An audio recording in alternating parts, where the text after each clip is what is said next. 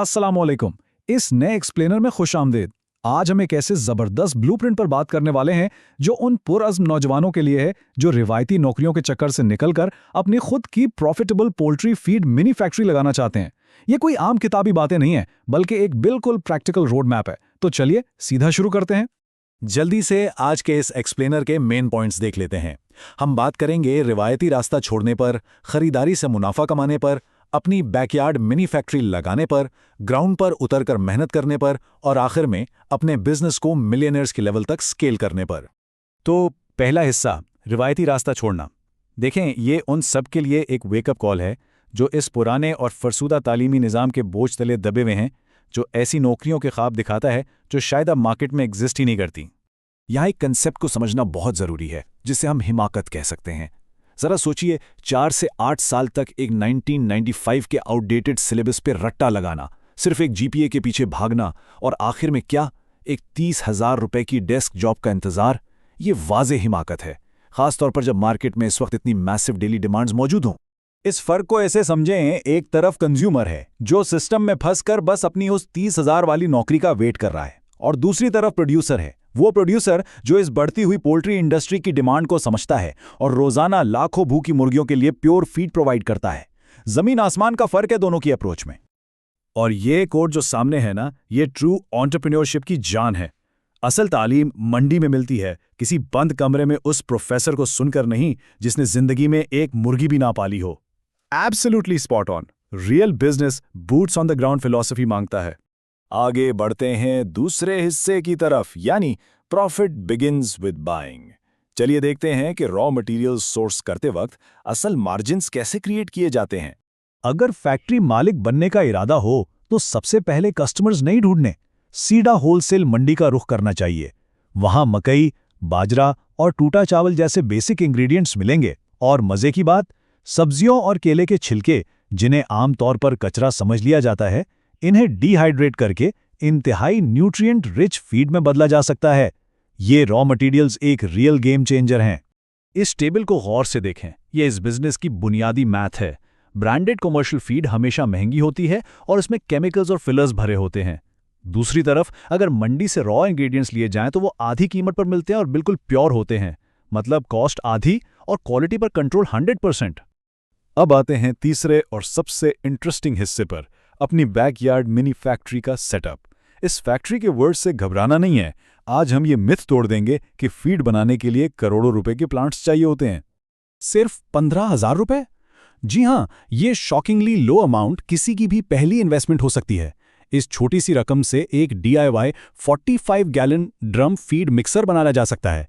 और इसका इम्पैक्ट, ये सिंपल सा स्टेप एक पोल्ट्री फार्म को हर महीने 50,000 रुपए तक की बचत करवा सकता है। It's literally that powerful.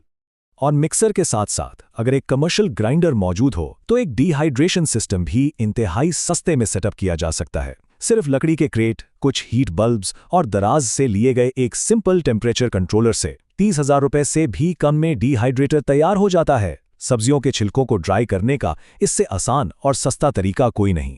यहां आती है इस बिजनेस की सबसे बड़ी यूनिक सेलिंग प्रोपोजिशन, और वो है खालिस। जब ऐसी फीड तैयार की जाए जो कमर्शियल फिलर्स और केमिकल से बिल्कुल पाक हो, तो फार्मर्स को खुद नजर आएगा कि उनके बर्ड्स कितनी तेजी से और सेहतमंदी के साथ ग्रो कर रहे हैं। असल जादू इसी प्योरिटी में ही है। लेकिन ध्यान रखें, शुरू में ही 50 अलग अलग फीड्स बनाने के चक्कर में नहीं पड़ना। यहां हम फॉलो करेंगे वन डिश फिलॉसफी, मतलब बिल्कुल छोटी शुरुआत और पूरा फोकस सिर्फ एक हाई प्रोटीन स्टार्टर फीड को परफेक्ट बनाने पर लगाना है। मास्टरी सिर्फ एक प्रोडक्ट में लानी है। चौथा हिस्सा, मेहनत और तरक्की। फैक्ट्री लग गई, प्रोडक्ट तैयार हो गई। अब वक्त है अपनी अनाव और प्राइड को साइड पर रखकर असल मैदान में उतरने का। इसे कहते हैं खौर, यानी सख्त मेहनत का ग्राइंड। यहां आकर अक्सर आला तालीम याफ्ता लोग फेल हो जाते हैं क्योंकि उन्हें ब्रांड बनाने के लिए मार्केट की गलियों में धक्के खाना अच्छा नहीं लगता। लेकिन रियलिटी ये है कि बंद कमरे में लेटकर फोन पर डोपामीन हिट्स लेने से कस्टमर्स नहीं मिलते। अमली जद्दोजहद जरूरी है। तो कस्टमर कैसे मिलेंगे, ये स्टेप बाय स्टेप स्ट्रैटेजी देखें। पहला स्टेप, आसपास के छोटे पोल्ट्री फार्म्स पर अपने सैंपल्स लेकर जाएं। दूसरा, अगर उन्हें स्लो ग्रोथ या हाई मोर्टेलिटी का मसला आ रहा है तो इस फीड को एज अ सोल्यूशन प्रेजेंट करें। तीसरा, उन्हें 5 kg का बैग मुफ्त एज ए रिकवरी गिफ्ट दें। और चौथा, जब उस फीड से रिजल्ट मिलेगा तो वो फार्म ऑटोमेटिकली एक रिपीट कस्टमर बन जाएगा। एक फार्म से 10 और 10 से 100, सिस्टम ऐसे ही स्केल होता है। असल दुनिया के नतायज उन तमाम क्रिटिक्स का मुंह मुकम्मल तौर पर बंद कर देते हैं जो कहते हैं कि फैक्ट्री मालिक बनने के लिए डिग्री लाजमी है। जब फोकस सिर्फ फार्मर का मसला सॉल्व करने पर हो तो मार्केट में अहमियत और वैल्यू दोनों खुद ब खुद साबित हो जाती हैं। आखिर में हम बात करेंगे मिलियनेयर पिरामिड को स्केल करने की।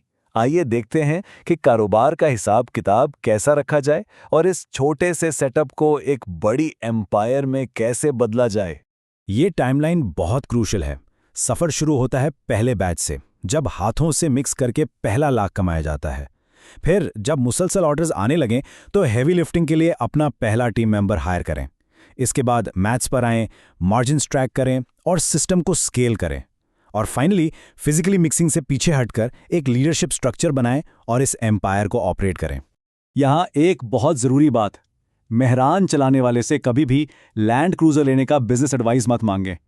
अगर मंजिल बहुत बड़ी हो तो अपने वक्त को फियर्सली प्रोटेक्ट करना होगा और सिर्फ उन्हीं लोगों की सुननी होगी जिन्होंने एक्चुअल में कुछ बड़ा अचीव किया हो। 30 करोड़ ये आदत देख रहे हैं, ये इस मिलियनियर पिरामिड का टॉप है, अल्टीमेट डेस्टिनेशन।